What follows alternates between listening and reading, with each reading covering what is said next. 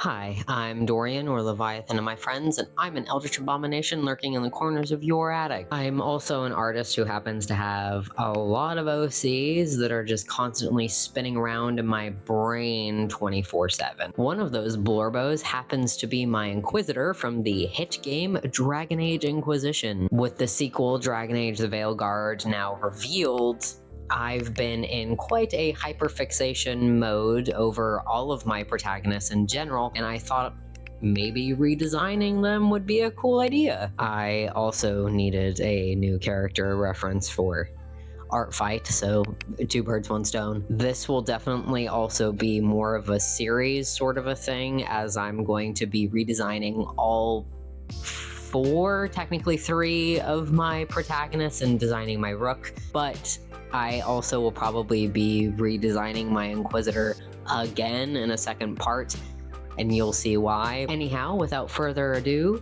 here's what I came up with.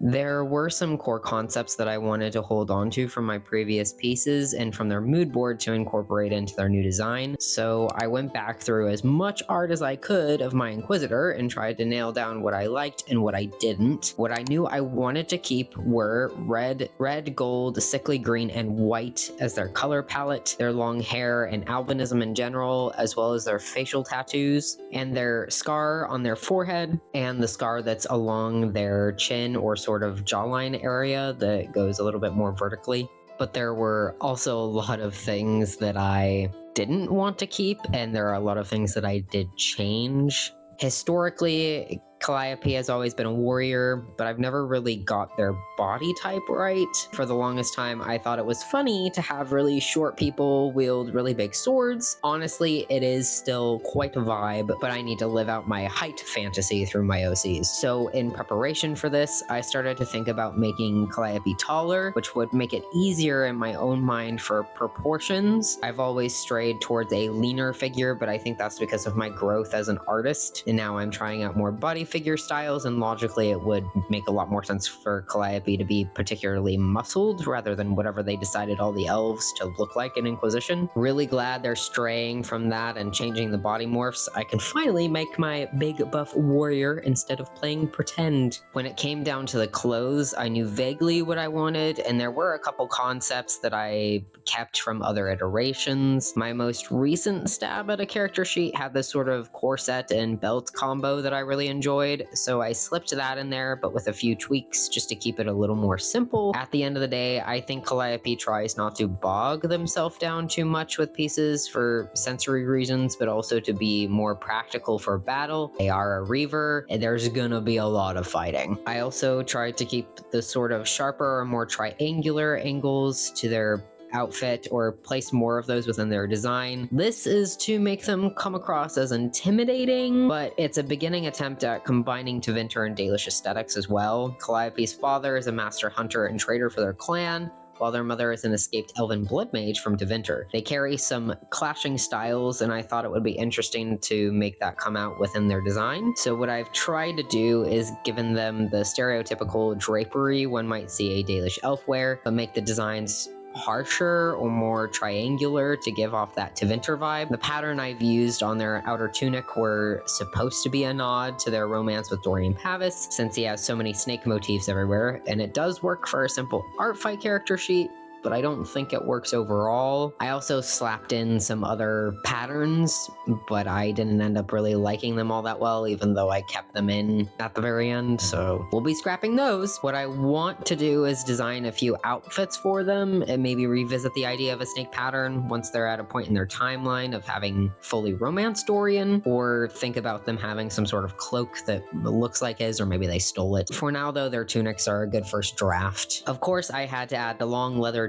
leggings that all the Dalish seem to have. It is a vibe, and it has become a staple in my Dalish character designs, so that isn't going to change. I did have a version without Calliope's boots, but I wasn't about to draw some feet for free. Sorry. I think I prefer them with boots anyway, just for Inquisition at the very least, considering there's a lot of sharp rocks and snow in Haven. I don't want my Blorbo getting injured or developing frostbite. I'll be honest, I didn't take a long time on the Flail or Morningstar, and definitely want to do something something more with it. I keep going back and forth between wanting them to have an executioner aesthetic and being incredibly intimidating in battle, again because they're a Reaver, but also I headcanon them as being the reincarnation of the Dalish god of death, Falandine. So I think a pointy flail or some sort of executioner's axe would be a good shout, but again, I want to properly redesign it, maybe have it look like a weapon out of a FromSoft game or Diablo or something. I think that would be cool. However, I really pressed myself for time, so this weapon works for an art fight sheet, but I will want to revisit again in the future. Maybe playing the game again will give me a better feel for what I actually want to do with their weapon, but I think that's also me trying to have an excuse to play the game again. I think next time around I'll change up their post-trespasser design a little more too, instead of just giving them the necklace with the sending stone. My issue is always that I don't give myself enough time on designs, especially when it comes to something that's just for me. I do need to start doing that rather than rushing through it. Never rush yourself. When it's just for fun, we should just be trying things out, but I digress. What I do like is how I've managed to make their face more haggard. The scars obviously add to the worn and torn look. Those come from that big dragon fight when you're near the end of the Trespasser DLC, and the blind eye comes from the mark having destroyed the left side of their body, essentially. There's still a lot of damage that was done to their left side that's left as well, which is where all of the green veins that snake up from their arm come from as well. When I have some more time on my hands, I think I'm going to try and figure out their arm prosthetic and try to design it. Maybe something sharp and more Talon-like to go with their Reaver subclass, which they still retain somewhat. They've got to be intimidating to all those Magisters after all. Their hair is also something that I would like to revisit. As much as I said that I was going to keep it at the beginning of the video, I still am going to keep it within the same vein or concept, but I'd like to do multiple iterations of it. For a long time, they just had sort of a long side shave, but I have this idea in my head that they have a more of a Viking hairstyle or something like this. I'm just trying to get my mind around how to do that. Overall, their long hair is something I want to keep, as I said before. More men should have longer hair, but I also enjoy the vibes more, and it's a lot more fun to draw for myself aesthetically when it's a braid. I wasn't a fan of how I did their slicked back look here though, not sure what I was doing, but it works for now. This is definitely still somewhat of a first draft. I want to do other things with the bandages around their arm and maybe add more eyes to their mark. I'm really happy with how they turned out, and the colors I use this time around are more on the nose for what I have in mind for them. They'll always be my little albino elven warrior who just wants some more sleep. Like I said earlier, this will definitely become a series here on the channel until I've gotten their character sheet right. It's a new concept to me, but I really want to get better at it, and the Dragon Age brain rot is real, so we're leaning into it heavily.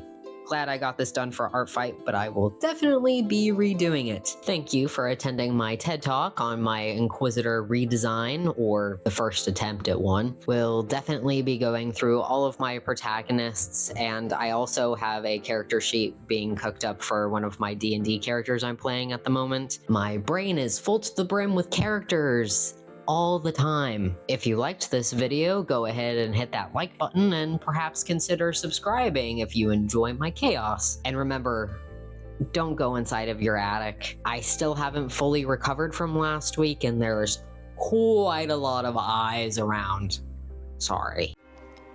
Thank you to Jacques, Herald of the Dark Roast, Meg, Exarch of the Golden Egg, High Artisan Anonymous B, Great Alpha Wolf Squilliam William, Nairuz, Seer of Rosy Mercy, Ghost, Infernal Collector of the Damned, Golden Paladin Court, Isabella, Redeemer of Bad Himbos, Keeper of the Lappin Warren, Robin, Most Royal of all the Rats, Ethereal Consort of House Vicarian, Fungal Sovereign Taz, Exalted Curator Wick, the Under-Elf of Delphinia, Paragon of Starlight, an impossible amount of rat babies, Divine Herald Jordan, Estrella, Sage of the Outer Realms, Wretched Sauce of House Worcestershire, Champion Pallypunk of the Immortal Valley, Tailor of Macabre Coney Livery, Eternal Apostle Austin, the Contingent of Fables, the Eminence of Light, Bunny, Exarch of the Ornate Tomb, Harley the Sanguinous, Grand Overlord Silas, Being of Exalted Sunlight, Delegate of Clan Latineurs, Eternal Consul Puja, High Magi Katie, the Herald of Wrens, Knight Susan of the Milkiest Order, and the Great Seer Claire.